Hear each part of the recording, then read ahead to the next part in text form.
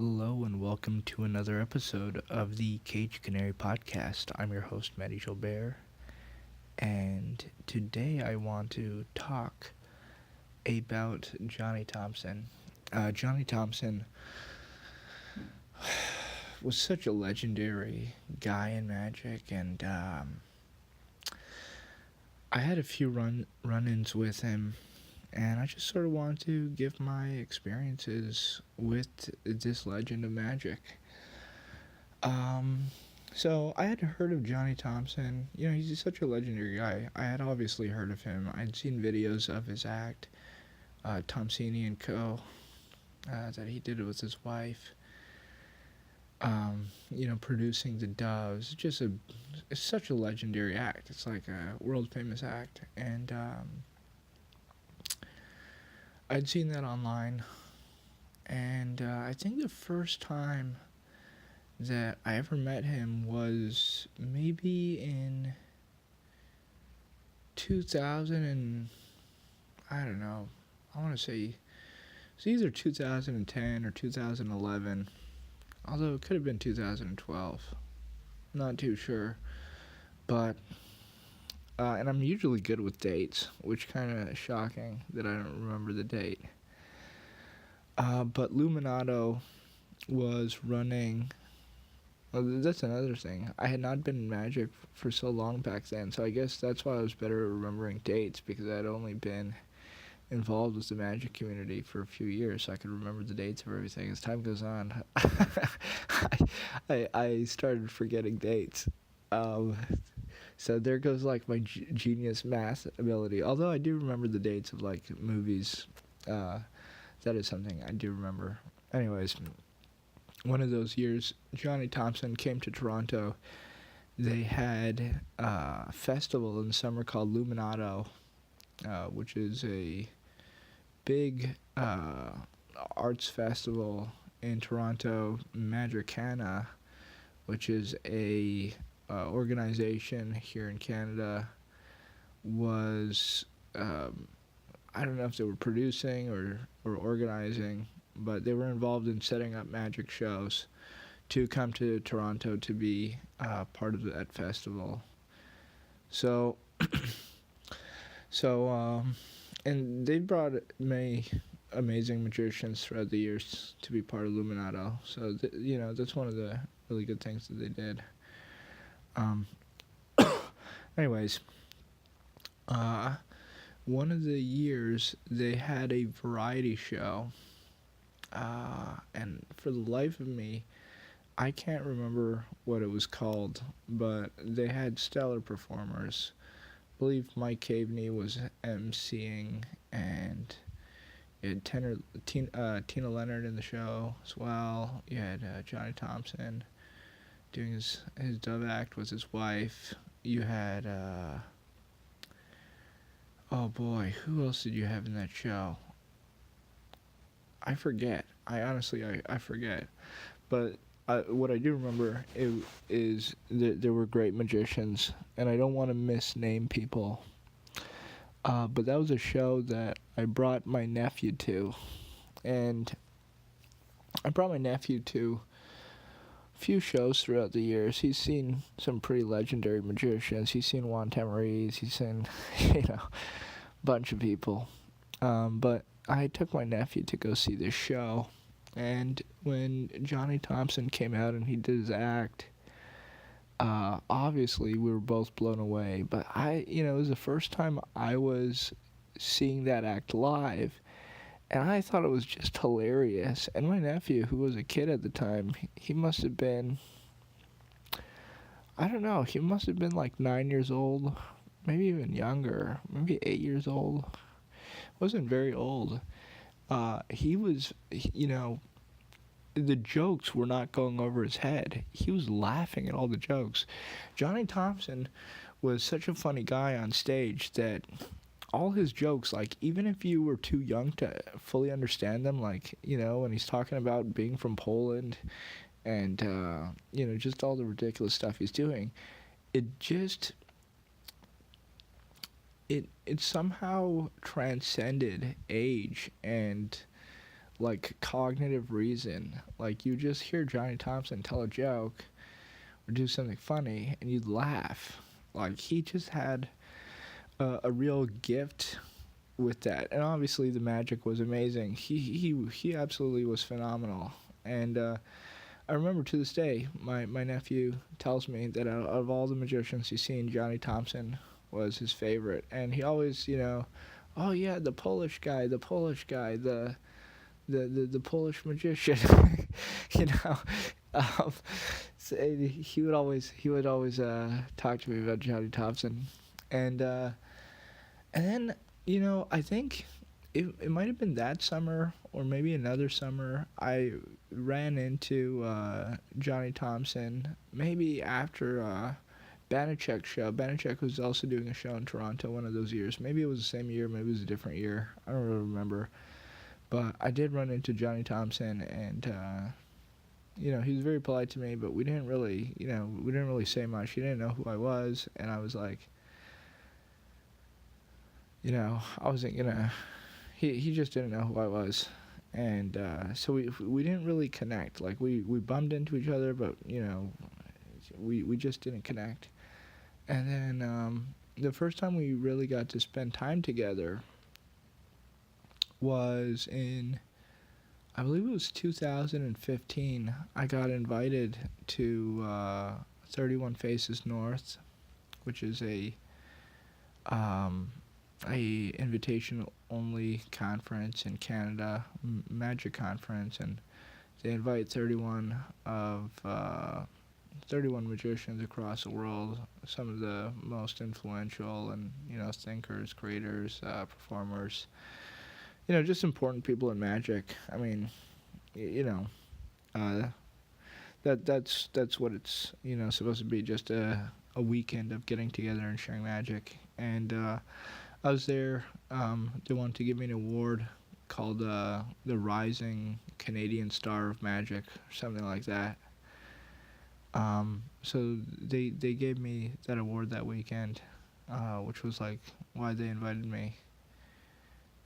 So that was fun. But Johnny Thompson was there, and we really hit it off that weekend. We hung out. We had fun.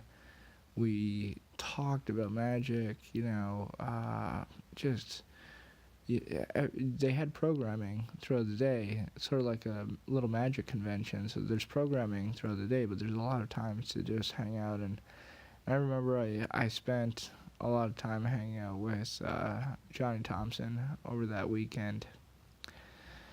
And especially because there's a few other guys there who I'm fairly good friends with. Paul Vigil, who's another Las Vegas resident, and a few other guys who sort of make up that little Vegas clique. We just all hit it off. And I was hanging out with Johnny Thompson. He was showing me the work behind, we were talking about Triumph. We were talking about how Di Vernon performed Triumph and like different cutting sequence and, just tiny details that nobody really talks about, nobody knows about. But you have somebody so experienced you can sit down with and talk about these types of things that are just like totally obscure. Like I can literally, I'm not even joking. I can sit down and give like a 3-hour talk on how to do the final spread in Triumph. Like, I could literally talk about it for hours. Like, I don't know if anybody will stick around. But then if you have a guy like Johnny Thompson or, somebody of that caliber, they can stick around and talk about it for that long because they have the knowledge, they have the experience that, they're not afraid of tackling that. They can, they can sit down and talk to you about it.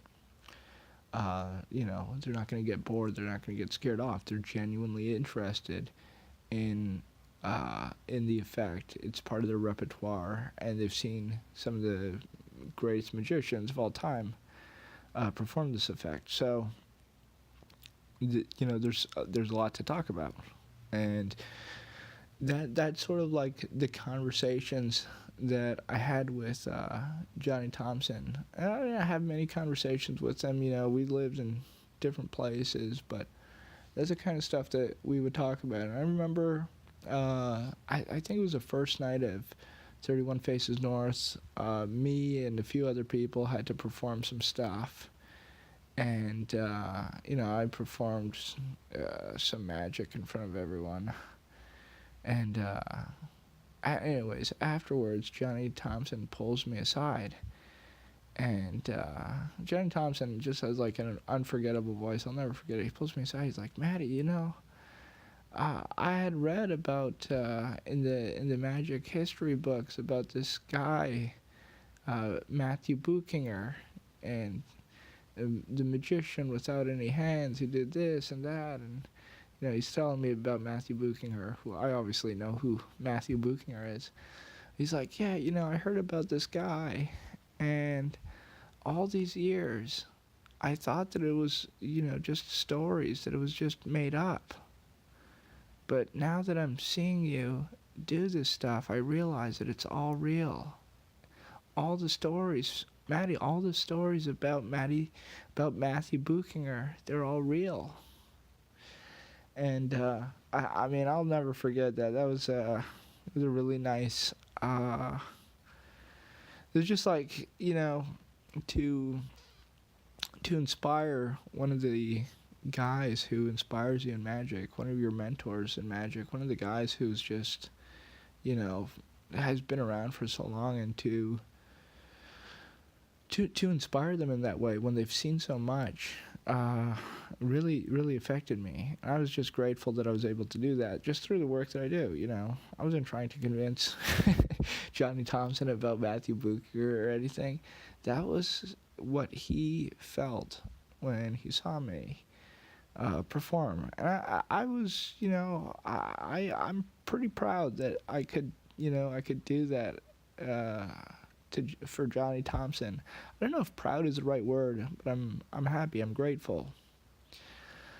And so we had a great weekend there at the 31 Faces North, and he's like, they had just finished the. I want to make sure I get this right. They had finished the second season of Penn and Teller's Fool Us, which I think, like, what I mean by the second season is the American version, because before that there was a British version. I'm not too sure if it's separate series or if it's a continuation, but anyways, they had wrapped up the second season, and he said, Maddie, you're gonna go on Penn and Teller. You're coming on Penn and Teller. You're gonna come on the show. And I had never done national television before. I think I had done some small things on TV programs overseas, but nothing, for a few 100,000 people. But I don't think I had done anything for millions of people at that point. Definitely Penn and Teller was the biggest thing, and for me it was like unfathomable, like performing for millions of people, being on this TV show. And I didn't want to do it at first. I didn't tell Johnny. I didn't even say anything. I'm just like, oh, thanks, Johnny. And he's like, call me and we'll set it up. And I do remember something funny. Johnny Thompson gave me his phone number, and I don't know why, I had the hardest time getting through to him on the phone. It was actually crazy. I must have called him 20 times, and I'm like, I'm not getting through. I don't know, maybe he thought my phone number was a spam number or something. But then I remember one time I was talking to Johnny, not Johnny, I was talking to Paul Veal about it, and he's like, Johnny Thompson, no, don't worry, I'm gonna get him to call you right now. And 2 minutes later, Johnny Thompson's on the phone, and he had no idea that I was trying to call him. So I don't know, maybe I had the wrong number. I don't know what happened, but talked to Johnny. Johnny's like, okay, this is what you gotta do, and he he put me in touch with the Penn and Teller people casting, and I had to do the process. I'll do a whole other podcast talking about the process of getting on Penn and Teller, because I don't want to bog the story down.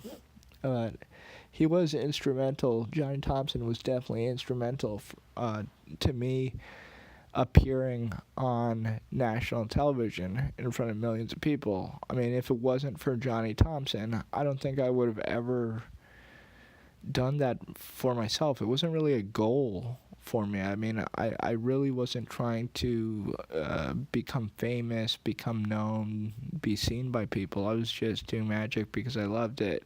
And, I don't think I would have been on TV. I don't think I would have pursued it. But Johnny Thompson pushed me, and I'm like, okay, I'm going to do this. And that is, I believe the next time I saw Johnny Thompson was in Vegas. This would be probably April, maybe March of 2016. I forget the dates exactly, but it was around that time period. Getting to Vegas and working on the Foolish show, and I was there for a little less than a week. Maybe I was there for like 5 or 6 days, doing everything for the show. And Johnny Thompson was working there, so we obviously got to hang out. It was quite nice being able to go to the buffets with Johnny Thompson and just hang out and talk about magic. We would just get meals together. The crew was like just so cool and fun, and we would just eat at the Rio, or we'd eat I forget, where were we staying? Yeah, I was staying in the hotel. I don't know where they were staying. They were probably staying at the Rio as well. Anyways, but we did get a lot of meals together, and we got to hang out, and that whole experience is sort of a blur.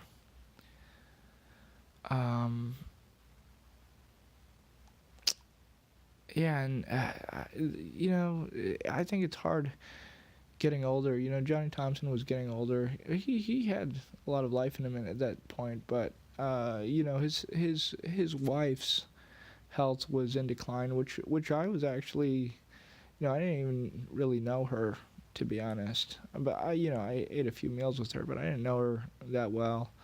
But I was quite saddened by it because Johnny was my friend, obviously.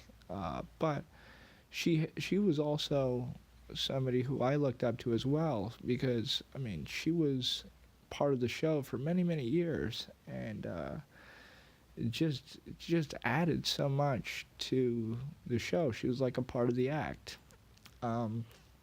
Anyways, so that was that, and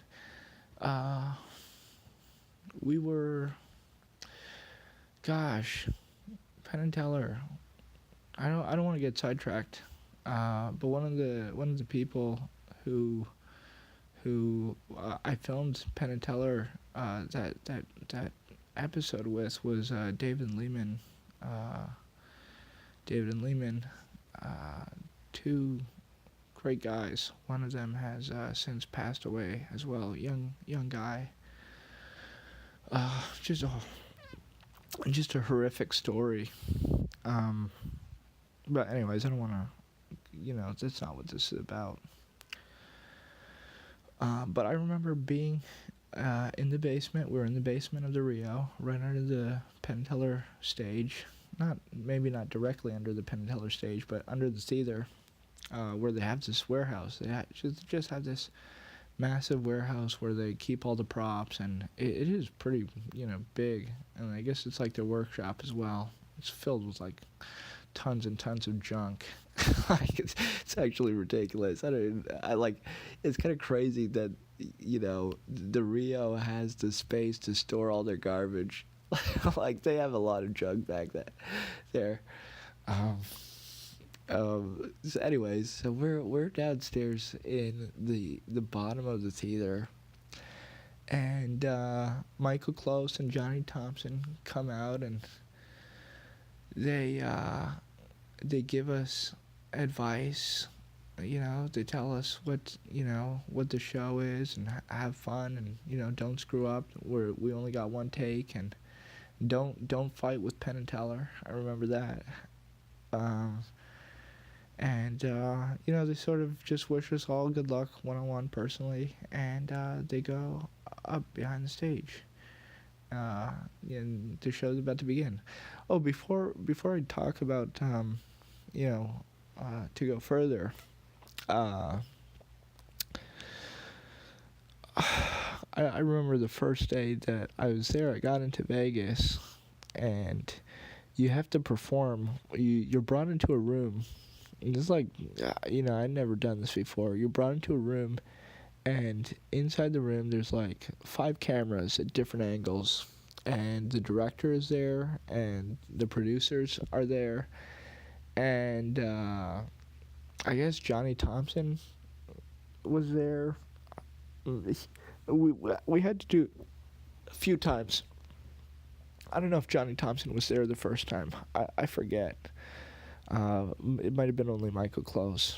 Maybe Johnny Thompson was there. But you basically have to perform dry, literally in front of the camera. So I was, I'm not good in that situation. Like, I literally cannot perform unless I have an audience. Like, I become like, there's something wrong with me. Like, I just whisper through the thing. Like, I can't talk out loud unless there's an audience. Like, I can go through the motions, but, like, there's no interaction. It's so fake, and what I do is real. Like, all the interactions that I do are real, so I can't do it. So these TV people see me, like, totally struggling through performing my piece in front of the camera, because of, like, I'm not even talking. I'm just I'm like this. Like, I'm not even talking. My lips aren't even moving. The words aren't coming out. And so I just, like, shuffled through the trick, keeping my head down, not giving them eye contact. And I'll never forget, I leave the room, and the TV people are very worried at this point, because they're like, oh my God, we flew this guy over here, and what the heck is wrong with him?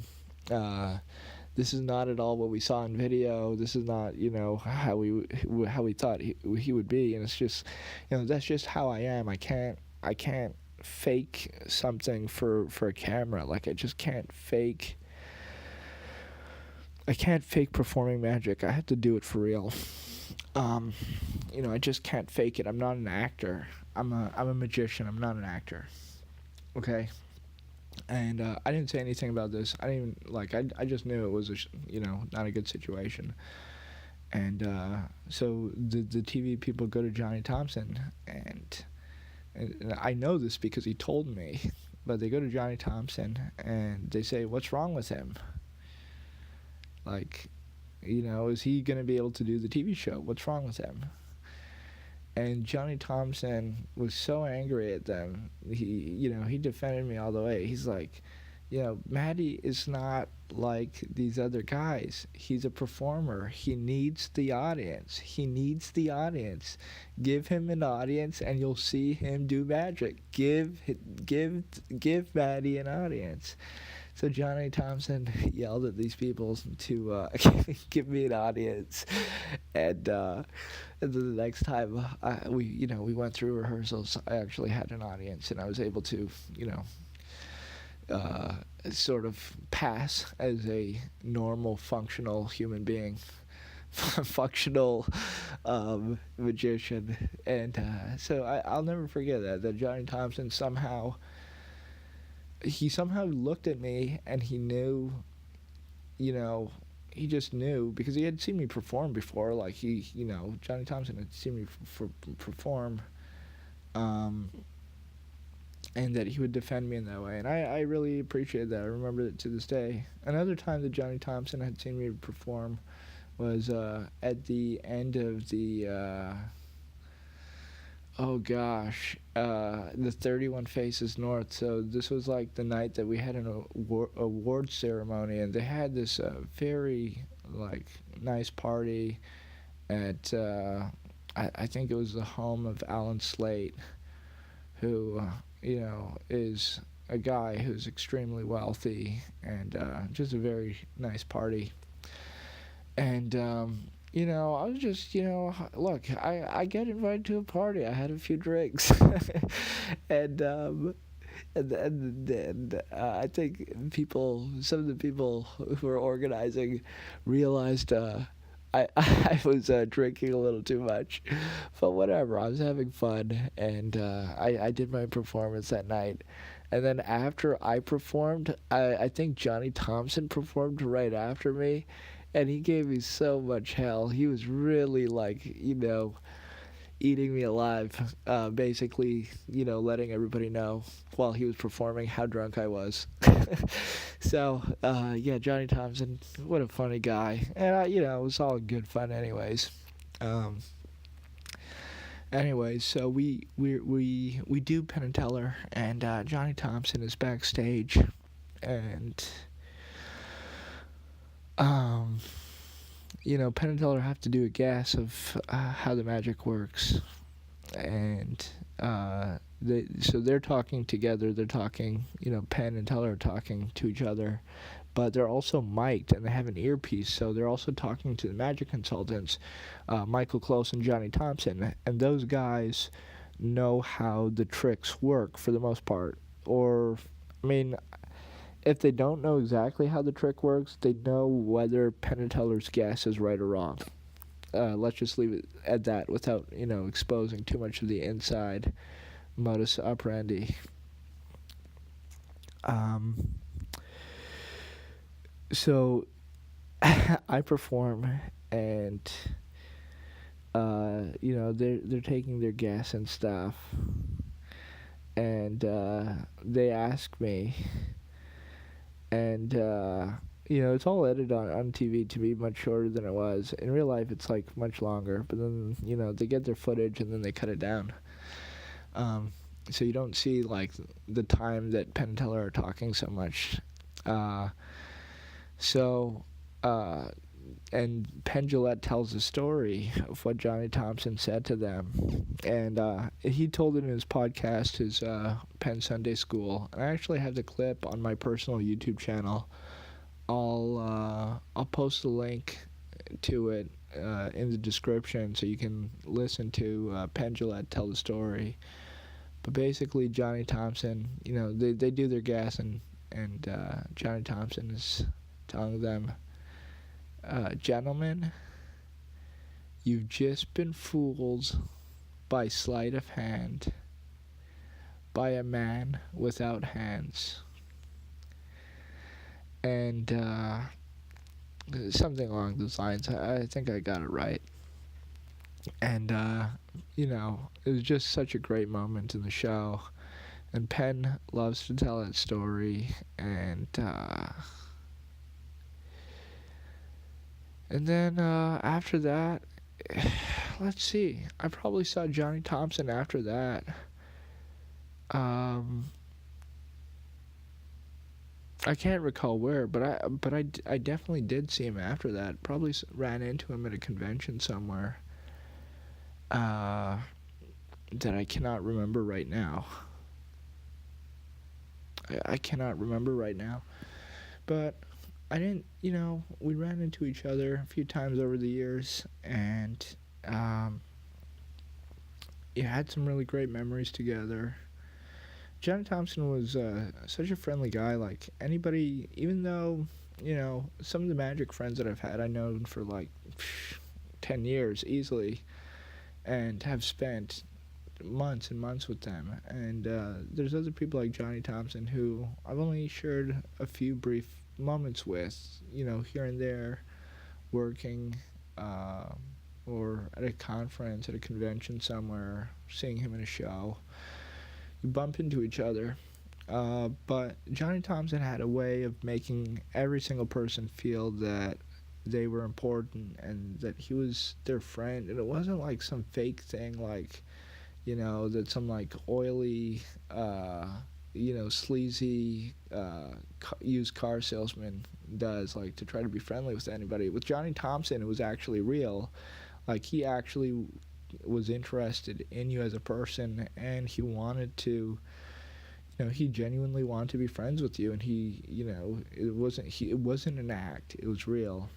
He was just a really kind guy. And yeah, a few weeks ago, got the news. Got the news about him passing away, which was pretty, pretty difficult. I mean, I don't know. It's not like you can say you didn't see these things coming. Everyone's getting up there, and I think it is hard though in Magic to lose your friends, and over the years, it's just like so many people I know are slowly passing away one by one.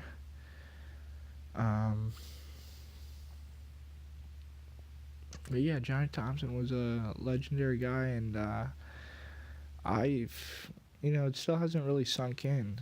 As a magician, you're not used to seeing your friends all the time. You can go for a few months without seeing your friends. There's some people, some of my best friends in Magic I haven't seen in years. And that's just the way it is. And then, like, that's sort of the way I feel about Johnny Thompson. It's like, I don't feel like he's gone. I feel like, like, like he's somehow just still out there. I'm going to run into him one of these days at a convention. That's how I feel. It doesn't feel real in a way. Yeah, Johnny Thompson. Anyways, those are my experiences with them. Some of them, I'm sure I'm forgetting a lot of details, a lot of conversations. Oh, and just the crazy stories. Like there's so many stories, but yeah, Johnny Thompson. What a guy. What a great guy. Somebody who I'm gonna miss, and who all the Magic world is gonna miss, and somebody who contributed a lot to Magic, who gave a lot, who shared a lot. He will be missed. Gonna do my best. That's what you have to do. You have to do your best to continue the work. We're sort of like part of this line of people who have come before us, and they've worked hard and they've devoted their life to something, and we've been fortunate enough to meet some of them along the way, and they pass on the torch, and here we are, Johnny Thompson. Johnny Thompson. Well, good night, Johnny, and